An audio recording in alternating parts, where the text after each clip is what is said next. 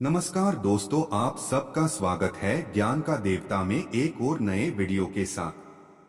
हम आज बताने जा रहे हैं कि मैं जब दिया लगाओ और मंदिर में जब दीप प्रज्वलित करो, उस समय पर जब मंदिर में दीप लगाएं और मंदिर में जब दिया प्रज्वलित करें, अगर गोल बाती है तो वह तो दिए के बीच में ही होगी, फूल बाती है तो वह दी के बीच में होगी। और मान लो अगर लंबी बाती लेकर गए हो, लंबी बाती को लेकर पहुँचे हो, तो अगर दीप लगा रहे हो, कामना रखकर लगा रहे हो कि मेरी यह कामना है, तो वो दीप का बाती का मुख अपनी ओर रखना, पर कोई कामना नहीं। हम भगवान को केवल इसलिए रिझा रहे हैं कि मेरा भोलेनाथ मेरा भंडार भरे और मेरे घर में सुख समृद्धि दे। तो दीप की बाती का मुख भगवान की ओर होना चाहिए कि हमने तेरे भरोसे पर छोड़ दिया, अब हम किसी से नहीं पूछेंगे कि हमें क्या करना है। यह दीप की जो बाती का मुख है वो आपकी ओर है, अर्थात मेरा जो जीवन है, मेरा जो संपूर्ण परिवार है, मेरा जो कुटुंब है, मेरा जो कबीला है,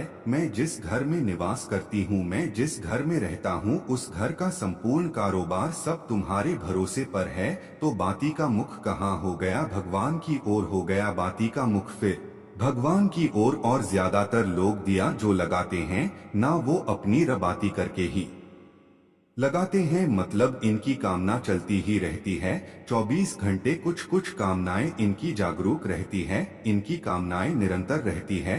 पर उस बाती में जब आप अपना संपूर्ण परिवार, संपूर्ण अपने परिवार का दुकान हो, धंधा हो, व्यापार हो, व्यवसाय हो, चाहे आप जितना भी कार्य कर रहे हो, फैक्ट्रियां चला रहे हो, वो सब अपने भगवान के भरोसे पर दे दिया, भगवान की ओर दे दिया, तो इसका मतलब यह नहीं है कि बाती का मुख भगवान की ओर हो तो तुम भगवान के बिल्कुल करीब में बाती का मुख कर कर लगा दो और भगवान को मालूम पड़े चोट लग जाए, ऐसा भी नहीं। जब भी विद्या लगता है आप बहुत ध्यान देना महाराज, अगर भगवान जिस स्थान पर बैठे हुए हैं, अगर दिया हमको रखना है, भगवान जहां विराजमान है, दीप जब भी रखा जाता है भगवान के सामने, तो अपन जहां विराजमान है उससे भगवान और अपने बीच में कम से कम 2 बीता की दूरी तो होना ही चाहिए, जिससे भगवान को भी चोट ना लगे, भगवान को भी घात ना लगे। तुलसी महारानी को जो दिया लगाया जाता है वह तुलसा महारानी से दूर लगाना चाहिए। तुलसी के क्यारे में दीप लगाने का प्रमाण नहीं है कि तुम तुलसी के क्यारे के अंदर दिया लगाओ। पहले तो ऐसा नियम था कि तुलसी का जो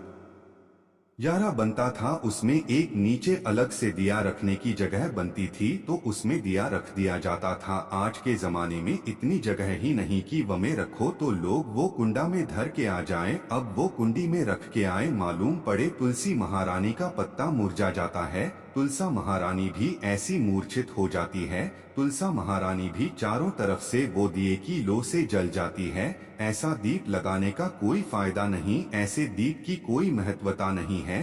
किसी को कष्ट देकर, किसी को परेशान कर कर, देवता हो चाहे आप हो, आप किसी को कष्ट देकर, किसी को परेशान कर कर अगर भजन कर रहे हो तो उसका कोई सुख नहीं है, हमारा उसका कोई आनंद नहीं है। संगीत किसी को भी कष्ट देकर अगर आपने भजन भी किया, यज्ञ भी करा, दान भी करा, पुण्य भी करा, सत्कर्म भी करा, भजन भी करा, उसका कोई शाम को 4 बजे से लेकर 7 बजे के बीच में शंकर और पार्वती के भ्रमण का समय रहता है। मेरे देवाधिदेव महादेव माता पार्वती के भ्रमण का समय भगवान शंकर पार्वती घूमने को निकल, इसलिए हमारा सनातन धर्म कहता है शाम के समय पर माताओं को झाड़ू नहीं लगाना चाहिए, शाम के समय पर माताओं को चूड़ी बिछिया नहीं बदलना चाहिए, शाम के समय पर माताओं को मांग में सिंदूरा नहीं भरना चाहिए, शाम के समय पर माताओं को बाल नहीं बाना चाहिए, शाम के समय पर माताओं को चौखट पर नहीं बैठना चाहिए। उसका कारण क्या है? क्योंकि पार्वती जी ने भगवान भोलेनाथ जी से कहा था कि तुम मुझे रोज शाम के समय प्रदोष काल में भ्रमण के लिए लेकर जाते हो, में मेरे लिए आज्ञा क्या है? शंकर भगवान ने कहा सुनो पार्वती, मंदिर के अंदर नंदी रहता है, जाने वाला यात्री जब मंदिर में मेरा दर्शन करने आता है नंदी के कानों में कहकर जाता है कि शिवजी को मेरे यहाँ लेकर आना। मैं नंदी के अनुसार उनके घर जाता हूँ, मेरा काम है उनका कल्याण करना, और तेरा काम है उनके घर की नारी को अखंड सौभाग्यवती का वर प्रदान करना, ये तेरा काम। तब पार्वती माता ने कहा, अखंड सौभाग्यवती होने का वर मैं तो दे दूंगी, पर उस समय परमात्मा चूड़ी बदल रही होगी और हाथ से चूड़ी निकाल रही होगी, तो मैं वर कैसे दे सकती हूँ? मांग भर रही होगी तो मैं भर कैसे दे सकती हूँ? उस समय पर चूड़ी बिछिया बदला जा रहा होगा तो मैं वर कैसे दे सकती हूँ? उस समय पर झाड़ू लग रही होगी तो मैं लक्ष्मी को वहाँ कैसे भेज सकती हूँ? आप बताओ। तो शंकर भगवान ने कहा, प्रदोष का समय एक ऐसा समय होता है, शाम का समय ऐसा होता है जिस समय पर केवल शंकर और पार्वती की आराधना का समय होता। हम तो कई लोगों से कहते हैं, अगर आपके यहाँ संपदा नहीं आ रही है, बहुत मेहनत कर रहे हो, फल नहीं मिल रहा, कहीं नौकरी, कहीं सर्विस या कहीं व्यापार या व्यवसाय में कहीं तकलीफ आ रही है, हम सबसे कहते हैं शाम का समय पकड़ लो, शंकर जी के मंदिर में दिया लगाना प्रारंभ कर। शिव मंदिर में अगर दिया नहीं लगा रहे हो तो बेलपत्री के पेड़ के नीचे दिया लगा बेलपत्र, और शंकर जी के मंदिर में दिया नहीं लगा तो शंकर जी के मंदिर के बाहर चौखट पर दिया लगा। इतना भी नहीं कर सकते तो अपने घर के बाहर अपने द्वार पर दिया लगा दो, और शंकर जी के नाम का श्री शिवाय नमस्तुभ्यम बोलकर शंकर भगवान को याद कर कर अपनी कामना कर कर बाबा का स्मरण कर कर पंचाक्षर मंत्र नमः शिवाय, सक्षर मंत्र ओम नमः शिवाय, सक्षर मंत्र ओम नमो भगवते वासुदेवाय, जो मंत्र तुमको याद है उसका स्मरण, लक्ष्मी हो चा नारायण हो चाहे राम हो चा कृष्ण हो, स्मरण करक शाम के समय पहाड़ दिया लगा दो, दरवाजे के पास लगा दो, सुनेगा जरूर आएगा तो उसका वेलकम जरूर होगा और वह कुछ देकर जरूर जाएगा। नियम तो बनाओ उसकी चौखट पर। संगीत जाना बृहस्पति महाराज ने कहा कि शाम का समय जो प्रदोष का समय होता है, उस समय पर इंद्रदेव तुम शंकर जी की आराधना करो। शिव आराधना से शंकर जी जो मार्ग प्रशस्त करेंगे, शिव आराधना से जो शंकर जी कहेंगे वो तुम करना, ठीक है? आराधना करी बाबा भोलेनाथ। संगीत जी संगीत मालूम नहीं था इंद्रदेव को। बृहस्पति महाराज ने प्रदोष की महत्वता समझाई तो प्रदोष का समय जानकर शंकर जी पर 7 बेलपत्र प्रदोष के दिन इंद्र ने समर्पित कर द बिना सोते कितने बेलपसा प्रदोष का व्रत करो, चाय ना करो, मंदिर में चढ़ी हुई बेलपत्र को उठा।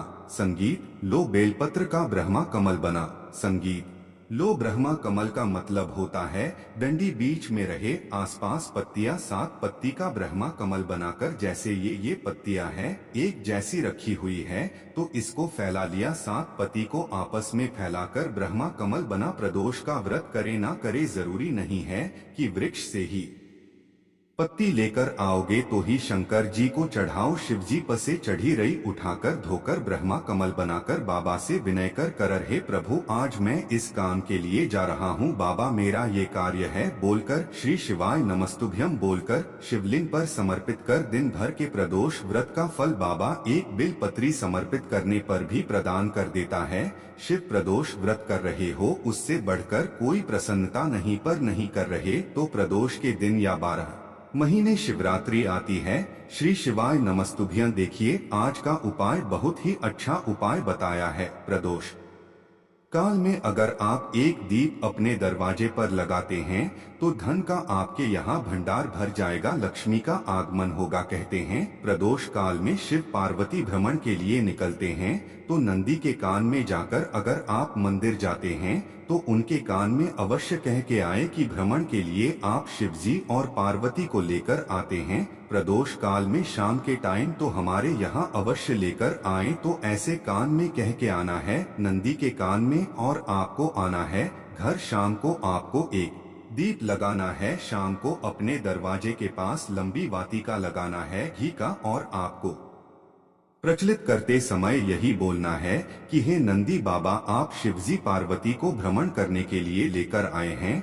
तो हमारे यहाँ उनको लेकर अवश्य आए। पृथ्वी पर प्रदोष काल में शिवरात्रि में एकादशी पर शिव पार्वती पृथ्वी पर भ्रमण के लिए आते हैं, तो इसलिए आपको दरवाज पर एक घी का दीपक अवश्य ही लगाना चाहिए। इससे आपके यहाँ धन में बरकत होगी, आपके यहाँ धन संपदा खूब बढ़ेगी, कोई भी कष्ट बीमारी नहीं रहेंगी, आपके धन संपदा की जो भी कमी है वो कमी पूरी होगी जिस व्यक्ति के यहाँ धन की बहुत कमी है, कष्ट बहुत ज्यादा है, बप्ता आ पड़ी है, समझ नहीं आ रहा है क्या करें। तो प्रदीप मिश्रा जी ने शिप्रण में बता दिया है कि अगर आपके यहाँ यह सब परेशानियां हैं तो आप एक उपाय अवश्य कर ले, पर दोष काल में एक दीपक अवश्य लगाएं। देखिए, अगर आप मंदिर नहीं जा सकते या आप शिवालय नहीं जा सकते, बेलपत्र के पेड़ के पास दीप नहीं लगा सकती, तो एक अपने दरवाजे पर अवश्य ही लगा दे। देखिए, वैसे बहुत ही शुभ उपाय बताया गया है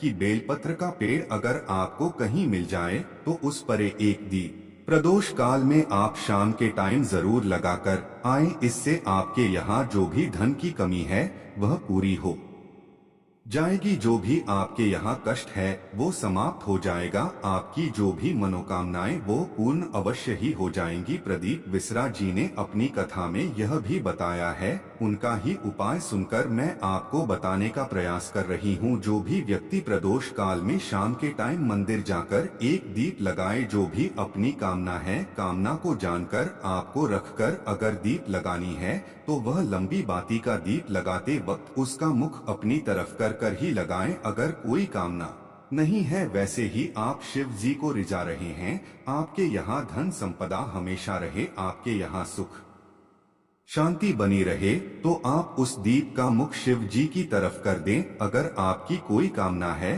तो उस दीप का मुख अपनी तरफ लगाएं। लंबी वीडियो पसंद आए, वीडियो को तुरंत ही लाइक कर दीजिए। धन्यवाद, मिलते हैं अगले वीडियो में, तब तक के लिए बाय।